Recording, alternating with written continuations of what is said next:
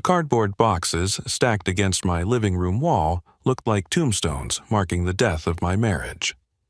I sat on the floor, my back against the cold radiator, holding the final divorce decree in one hand and my phone in the other.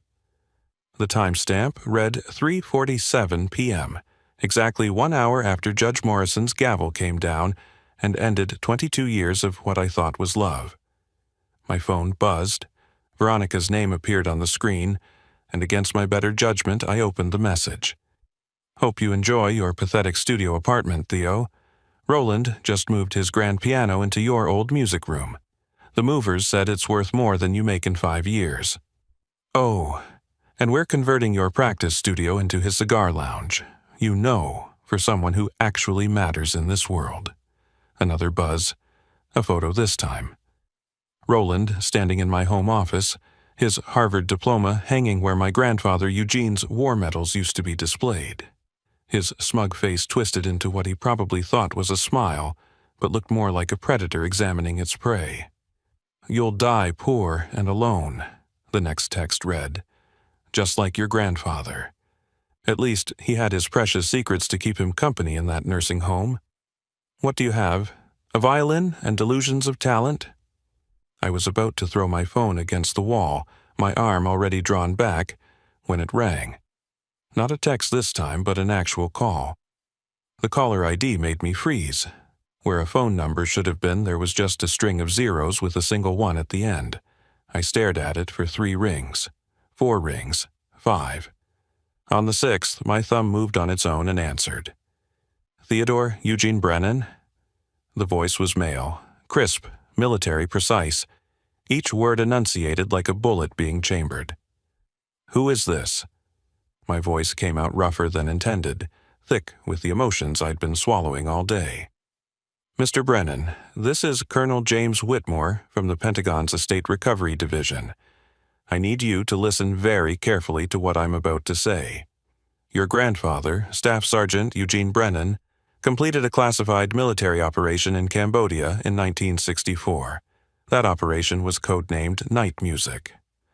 My grandfather was a supply sergeant in Vietnam. He played piano in the officers' clubs." The words came out automatically, the same story my father Douglas had told me 100 times. "That was his cover, Mr. Brennan. Your grandfather was a cryptography specialist with the 5th Special Forces Group. The mission he completed has been classified beyond top secret for exactly 60 years.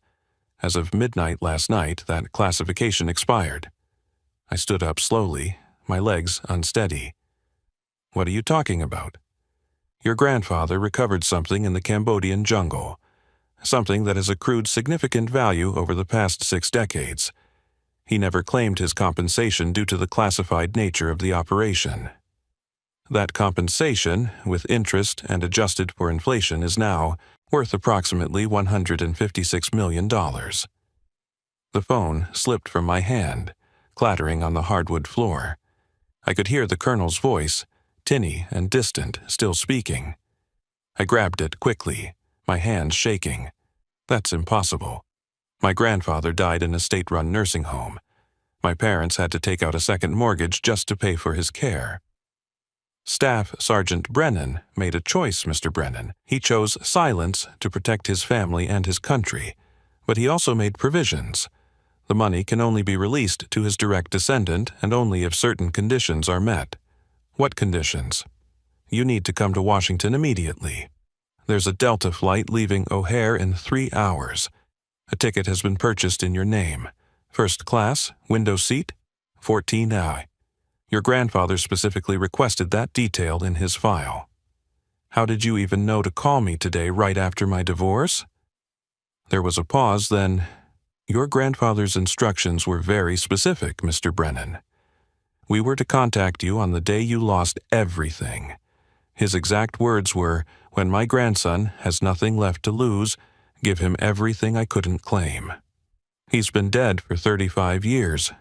How could he possibly know?" Eugene Brennan knew many things, Mr. Brennan. He was very good at predicting patterns. It's what made him invaluable to military intelligence. The question now is whether you're ready to learn what he knew. The clock started ticking the moment I made this call. You have 72 hours to complete what your grandfather started, or the entire inheritance transfers to the Department of Defense. Through my window, I could see Lake Michigan in the distance, gray and choppy like my grandfather's eyes when he'd stare at nothing, lost in memories he never shared. I thought about Veronica's text, about dying poor and alone.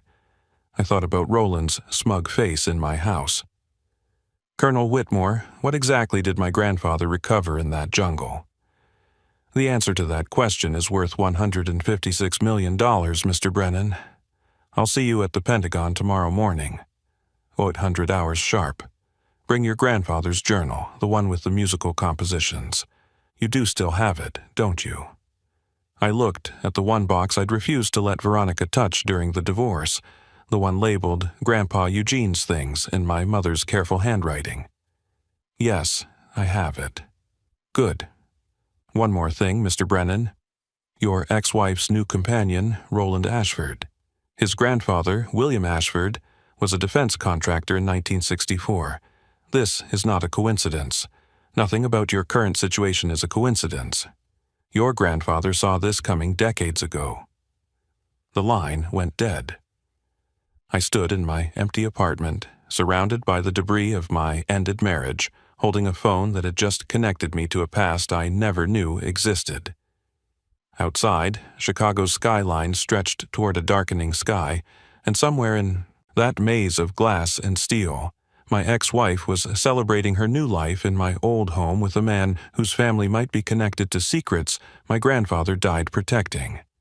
I walked to the box of Grandpa's things and pulled out his leather journal, its pages yellowed with age, filled with handwritten musical compositions that I'd played on my violin since childhood.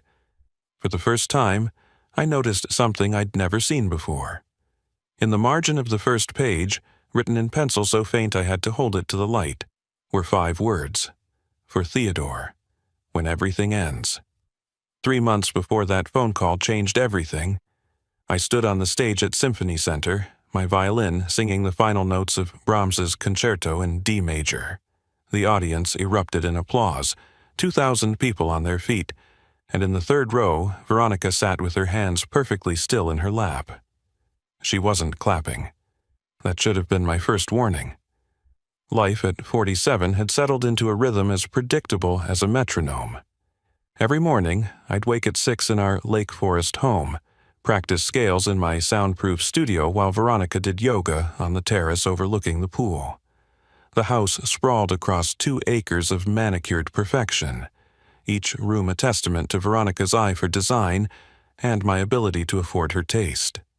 We'd bought it 15 years ago when the Chicago Symphony promoted me to first chair violin, back when Veronica still attended my performances and meant it when she said she loved the way my fingers moved across the strings. Your grandfather would be so proud, my mother Patricia had said at our housewarming, running her weathered hands along the marble countertops. Eugene always said music would take you places he never could go. Grandpa Eugene had been dead for 12 years by then, but his presence lingered in our family like a melody you can't quite place.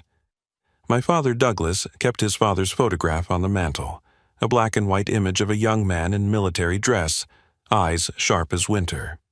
Next to it sat Eugene's Bronze Star, though none of us knew what he'd done to earn it. He came back from Vietnam different, Douglas would say after his 3rd beer at family dinners. Spent 6 months in Cambodia before his official deployment even started. Never talked about it. Just played that piano like he was trying to drown out something only he could hear.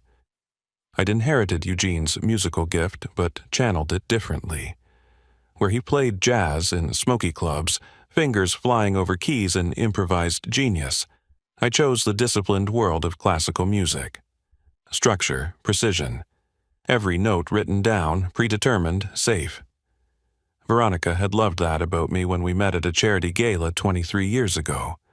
"You're not like these other men," she'd whispered that first night, her breath warm against my ear as we danced. "These hedge fund types who think money is music. You create something eternal." She was working for a small, interior design firm then, hungry and ambitious, wearing a borrowed dress and fake pearls that I found endearing. I was 32, she was 29, and when she looked at me, I felt like Brahms himself. Our marriage had been good for the first decade. She redesigned our various apartments as my career grew, each space more sophisticated than the last. When we finally bought the Lake Forest house, she quit working, said she wanted to focus on making our life beautiful. I practiced 6 hours a day, performed 3 nights a week, taught master classes at Northwestern on weekends. We talked about children, but never quite got around to it. Always one more tour, one more renovation, one more something keeping us from that particular composition. The change started slowly, like a violin gradually going out of tune. Veronica joined the country club, started having lunch with women whose husbands ran investment firms and tech companies.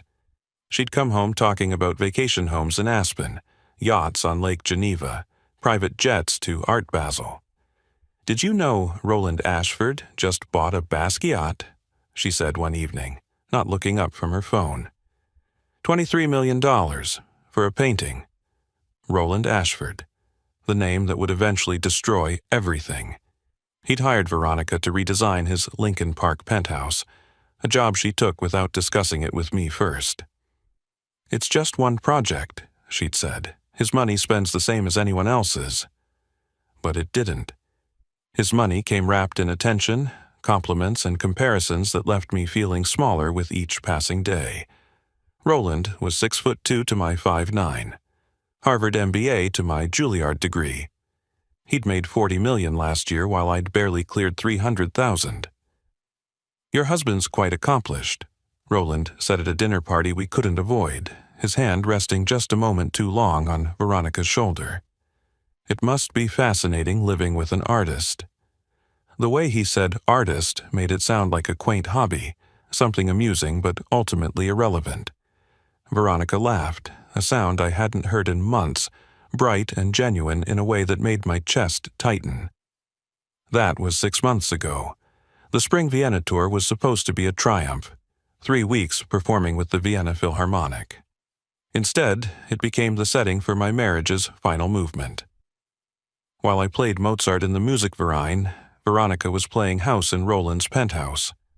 My nephew James catching them in an embrace that would shatter everything I thought I knew about love, loyalty, and the woman who'd once said my music was all the wealth she'd ever need. The FaceTime call from my nephew James came at 2 a.m. Vienna time, while I was reviewing sheet music in my hotel room at the Imperial. His face filled my phone screen, pale and anxious, looking younger than his 23 years. "Uncle Theo, I need to tell you something." His voice cracked like he was 13 again, calling me after his father's funeral. "I saw Aunt Veronica at Mr. Ashford's office building tonight."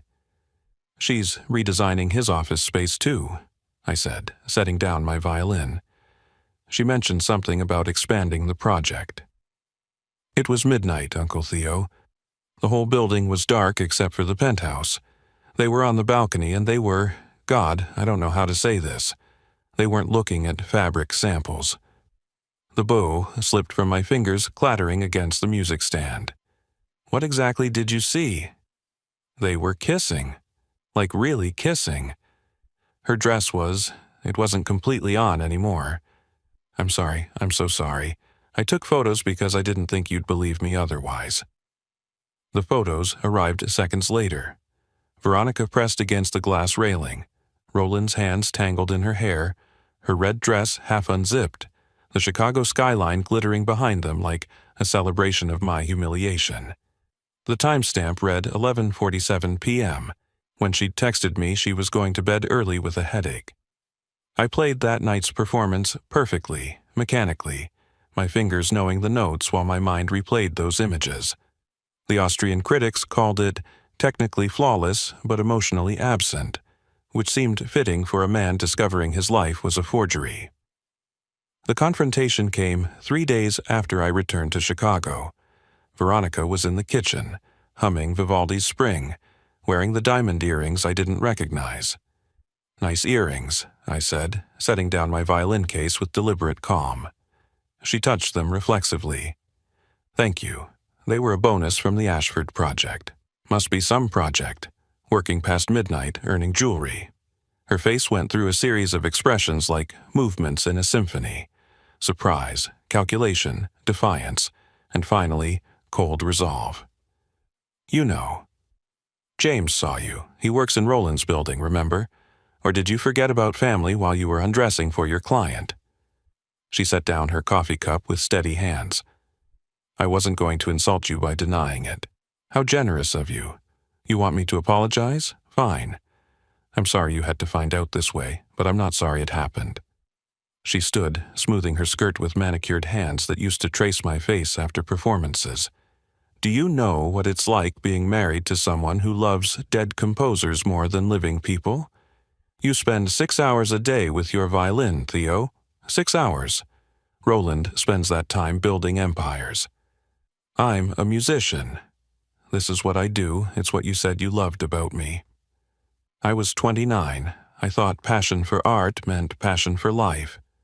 But you don't live, Theo. You just perform. Even our marriage became a recital, the same movements repeated endlessly. Roland shows me new worlds. Last week, we flew to Monaco for lunch. For lunch? When's the last time we went anywhere that wasn't for your work? So you threw away 22 years for lunch in Monaco? No, I threw it away for someone who makes me feel alive. You want to know the difference between you and Roland. When he walks into a room, people notice. When you walk in, they might appreciate your talent, but nobody fears you, nobody needs you. Nobody's life changes because Theodore Brennan exists. Except yours. My money changed your life pretty dramatically. She laughed, bitter and sharp. Your money? Theo, Roland makes your annual salary in a week. That house you're so proud of? His wine cellar is worth more. You're a museum piece, a relic playing relics for other relics. The world moved on, and you're still standing on stage playing music by men who've been dead for centuries. The divorce lawyer she'd hired was her father's golf partner, naturally. Illinois law favored the non-working spouse, especially one who'd sacrificed her career for the marriage. The papers were filed before I'd even processed what was happening. She wanted the house, half the retirement accounts, alimony that would cripple me, and maintenance of her established lifestyle. You'll keep your violin, her lawyer said generously, and one vehicle. Mrs. Brennan is being quite reasonable. My mother, Patricia, cried when I told her. That woman never deserved you. My father, Douglas, was more pragmatic. Eugene lost everything too, you know. Came back from the war to find his first wife had sold the family farm and vanished with another man he rebuilt from nothing. And died with nothing, I reminded him. He died with dignity, my father corrected. Sometimes that's all a man can keep. The Pentagon building rose from the Virginia landscape like a geometric giant, its limestone walls gleaming in the early morning sun. I'd taken the red-eye from Chicago, my grandfather's journal wrapped in a towel in my backpack, too precious to trust to checked luggage. The Uber driver, a veteran himself, whistled low when I gave him the destination. Pentagon at dawn, you military? My grandfather was, Staff Sergeant Eugene Brennan. Must have been something special to get you a Pentagon summons. If only he knew. I'd spent the flight reading and rereading Eugene's journal, seeing patterns I'd never noticed before. The musical compositions weren't random. Each piece was dated, and the dates corresponded to military operations in Southeast Asia, but it was the margins that held secrets, tiny notations that looked like dynamic markings but didn't match standard musical notation. Colonel James Whitmore met me at security, his uniform crisp enough to cut paper. He was younger than his voice suggested, maybe 50, with the kind of posture that made you straighten your own spine. Mr. Brennan, thank you for coming. His handshake was firm but brief. Before we proceed, I need to verify your identity beyond documentation. Tell me about your grandfather's piano. It was a 1947 Baldwin Spinet, mahogany finish. He bought it from a pawn shop in Raleigh after the war. There was a cigarette burn on Middle C from the previous owner. What did he call his Sunday night performances at the Veterans Home? I smiled despite everything. Church for the unchurched. He said music was the only religion that never lied. Whitmore nodded. Follow me. We descended 3 levels underground, passing through security checkpoints that grew progressively more serious. Finally, we entered a vault-like room with no windows, just fluorescent lights and a metal table holding several file boxes. Your grandfather's real service record, Whitmore said, opening the first box. What you're about to learn has been classified beyond top secret. Even now, certain details must remain redacted. The photographs showed Eugene young and sharp-eyed in jungle fatigues, standing with a unit of men whose faces were blacked out. Behind them, the wreckage of what looked like a small aircraft. Operation Night Music, February 1964. Your grandfather's unit was inserted into Cambodia to investigate a crashed Soviet reconnaissance plane. Officially, there were no Soviets in Cambodia. Officially, we weren't there either. What did they find? The plane was carrying an early computer system, a prototype for encoding nuclear launch sequences, but that wasn't the real prize. The pilot, Viktor Kozlov, survived the crash. He was dying, but conscious. Your grandfather spoke enough Russian to communicate with him. Whitmore pulled out a transcript, heavily redacted but still readable in parts. Kozlov knew he was dying. He gave your grandfather information about Swiss bank accounts used to pay double agents. Account numbers, passwords, the works. But here's where it gets interesting. He showed me another photograph, Eugene holding what looked like a metal briefcase. Your grandfather memorized everything before turning over the briefcase to command. He knew those account numbers, could have claimed that money any time. $22 million in 1964. Can you imagine what that's worth now? Why didn't he? Because claiming it would have exposed the operation. Lives would have been lost. Your grandfather chose silence, but he documented everything in code, hidden in his music. The Pentagon owed him compensation for the mission, but he never claimed it. Said it would raise too many questions, put his family at risk. And now? The statutory limit on classification expired. The compensation, with 60 years of interest and Department of Defense guilt multipliers for delayed payment, stands at $156 million. But your grandfather set conditions. Whitmore handed me a sealed envelope, my name written in Eugene's shaky handwriting. He left instructions that this could only be opened by his grandson, and only when that grandson had, quote, lost everything material and could gain everything essential. I opened it with trembling fingers. Inside, Eugene's handwriting filled 3 pages. Theodore, if you're reading, this, your marriage has ended and you've lost your worldly possessions. I know this because patterns repeat through generations, and I saw your father's romantic nature in you. You love completely, which means you can be hurt completely. The music I left contains more than notes. Each composition maps to coordinates, each rhythm change marks a number sequence. In Baltimore, Storage Unit 447, paid through 2087, you'll find what I couldn't destroy and couldn't claim. The Pentagon money is yours regardless, but claiming what's in Baltimore means choosing truth over comfort. The Swiss accounts still exist, the money cleaned by time but dirty in origin. Names are attached, powerful families who built fortunes on war profits. One name will matter to you personally by the time you read this. You have 72 hours from when Whitmore called you. If you don't claim it, everything goes to defense. If you do, you'll have the power to correct historical wrongs or preserve historical lies. Choose wisely. Music, like truth, resonates across time. Your grandfather, Eugene. The storage facility in Baltimore looked abandoned from the outside, its brick facade covered in decades of grime and graffiti. But the keypad at the entrance worked perfectly when I entered the code hidden in the 3rd movement of Eugene's Autumn Fugue 1-9-6-4-0-2-2-8. The the date of the mission combined with his service number. Unit 447 was at the end of a long hallway that smelled of rust and old paper. The lock turned smoothly despite its age, and inside, a single filing cabinet stood against the wall, military green and unremarkable. On top of it sat a chess set, its pieces arranged mid-game, and I recognized the position immediately. It was the Budapest Gambit, the same opening Eugene had taught me when I was 8. The gambit means sacrifice, he'd said then. You lose material to gain position. Inside the cabinet's top drawer was another safety deposit box key, this one for Baltimore First National, and beneath it, a leather portfolio containing documents that made my hands shake. Photocopies of Swiss bank statements dated 1964 through 1970, showing deposits from American defense contractors to Soviet intelligence agents. The amounts were staggering, but the names were worse.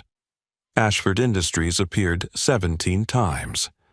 William Ashford, Roland's grandfather, had sold defective helicopter parts to the Army while simultaneously funding Soviet operations in Cambodia. American soldiers had died in crashes caused by mechanical failures that Ashford knew about and ignored. The profit margin on those defective parts, 43%. The blood money in Swiss accounts, $22 million. My phone rang, unknown number. Mr. Brennan? The voice was familiar but wrong. This is Roland Ashford. I understand you've been to Washington. How do you know that? The same way I knew your wife was vulnerable to someone who could offer her more. The same way my family has always known about Eugene Brennan and what he took from that jungle. We've been watching your family for 60 years, waiting for someone to claim what doesn't belong to them. Your grandfather was a war profiteer who killed American soldiers. My grandfather was a businessman who understood that war is just another market. Your grandfather was a thief who stole evidence that belonged to the government. He documented the truth. Truth is what powerful people decide it is, Brennan. Here's my offer. Take the Pentagon money and disappear. Leave Baltimore now. Leave those documents where they are, and you'll be rich enough to never think about Veronica or me again. Or continue down this path and discover what real loss looks like. You're threatening me? I'm offering you the same choice your grandfather had. Silence and safety, or truth and consequences. He chose silence. Be smarter than he was. The line went dead. I stood in that storage unit, holding evidence of crimes that had built one of America's great fortunes, and made my decision. I called Dennis, my cousin, the investigative journalist. Dennis, clear your schedule. I have the story that will define your career. The Baltimore First National Bank vault opened with ceremonial slowness. The safety deposit box was larger than I expected, and inside were the originals of everything in the storage unit, plus something more. Reel-to-reel tapes labeled Kozlov Confession, and a second set of books showing where the Swiss money went after 1970. Roland's father had inherited the accounts, then Roland himself in 2010. But Eugene had left one more surprise. At the bottom of the box was a single sheet of music, handwritten, titled Redemption Suite. When I hummed the melody, I realized it was a musical encryption of account passwords. My grandfather hadn't just documented the crimes, he'd maintained access to the money. I spent the next 24 hours with Dennis and a team of forensic accountants his newspaper brought in. The Swiss banks confirmed the accounts were real and active. The current balance across all accounts, $87 million. Clean money now, technically, but built on bones. We publish tomorrow, Dennis said. This will destroy Ashford Industries. And Veronica by extension. She's tied her future to Roland. You having second thoughts? I thought about Eugene, choosing silence to protect his family. Then I thought about the names on those casualty lists, young men who died because William Ashford chose profit over lives. No second thoughts, but we do this smart. We publish the historical documents first, let the public connect the dots to the present. And the Swiss money doesn't go to me, It goes to a trust for the families of soldiers who died in helicopter crashes between 1964 and 1970. All of it? Every penny. I'll have the Pentagon compensation. That's more than I ever dreamed of. The blood money goes back to the families it was stolen from. Dennis smiled. Your grandfather would be proud. Maybe. Or maybe he'd think I was a fool for choosing truth over safety. What do you think he'd say? I looked at the sheet music one more time, at Eugene's careful notations, his patient documentation of horrors he couldn't prevent but wouldn't forget. I think he'd say the music was worth playing, even if the audience wasn't ready to hear it. The Washington Post ran Dennis's story on a Tuesday morning with the headline, Blood Money, How Defense Contractor Fraud Funded Enemy Operations in Vietnam. By noon, Ashford Industries' stock had dropped 40%. By close of markets, Roland Ashford was facing federal investigation for inherited fraud and tax evasion on unreported Swiss accounts. I watched the news from my new office, a converted brownstone in Lincoln Park where I'd established the Eugene Brennan Foundation for Veterans Families. The Pentagon money had cleared the previous week, all $156 million, clean and legal, and mine. But I kept thinking about those helicopter crash reports, the faces of 19-year-old soldiers who never came home because someone decided their lives were worth less than profit margins. Veronica called 17 times that first day. I answered on the 18th. Theo, Roland's been arrested. The FBI seized everything, the house, the accounts, even my car, because it was bought with what they're calling proceeds of criminal enterprise. I have nothing. You have what you chose. Please, I made a mistake. I see that now. Roland used me just like his grandfather used those soldiers. I'm staying with my sister in Naperville, in her basement. Me, in a basement in Naperville. Veronica, what do you want from me? I want to come home. That house isn't my home anymore. The bank foreclosed on it after Roland's assets were frozen, and you couldn't make the payments. I bought it at auction last month. You bought our house? I bought a house. My Uncle Bernard and Aunt Dolores live there now. They lost their place to medical bills, and now they have somewhere beautiful to spend their remaining years. Seems like a better use of the space than Roland's cigar lounge. She was crying now, ugly sobs that once would have broken me. What am I supposed to do? The same thing I did, start over. The difference is, you chose your ending, mine was chosen for me.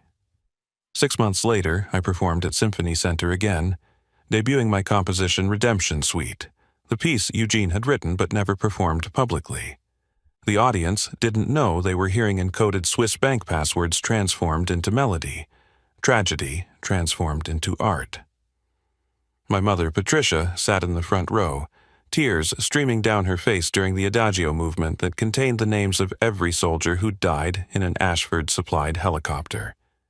The trust fund I'd established had already paid out $12 million to Gold Star families. Dennis won a Pulitzer for his investigation. Ashford Industries declared bankruptcy after the lawsuit started. Roland got 7 years in federal prison for tax evasion, the only charge they could make stick for inherited crimes. Veronica married her divorce lawyer 2 years later, a practical choice that probably suited her better than marrying for love ever had. My sister Monica asked me once if I regretted any of it. Which part? Exposing Roland or losing Veronica? Both, either. You could have taken it all and stayed quiet. Eugene did. Eugene didn't have a choice. The world wasn't ready to hear the truth in 1964. He kept those secrets like seeds, waiting for the right season to plant them. I just happened to be the gardener who inherited his soil. The real inheritance wasn't the money, though that changed everything in practical ways. It was understanding that Eugene's silence hadn't been weakness but strategy. He'd played a longer game than anyone realized, setting up the board so that 60 years later, his grandson could make the moves he couldn't. I still live modestly, a 2-bedroom condo walking distance from Symphony Hall. I still practice 6 hours a day, But now I also teach free music lessons to veterans' kids every weekend. The foundation has expanded to include music therapy programs at VA hospitals, using Eugene's compositions to help soldiers process trauma he'd understood but couldn't discuss. Sometimes I play in nursing homes like Eugene did, and I always end with Moonlight Serenade in his modified rhythm. Most people don't notice the Morse code embedded in the melody, but occasionally an old veteran will look up sharply, recognizing the pattern. Night music, one whispered to me once. You know about night music. My grandfather knew, I told him. He made sure someone would remember. The truth about inheritance is that it's never really about money. It's about the stories we carry, the choices we make with what we're given, and the courage to play the difficult passages even when our fingers shake. Eugene left me more than millions.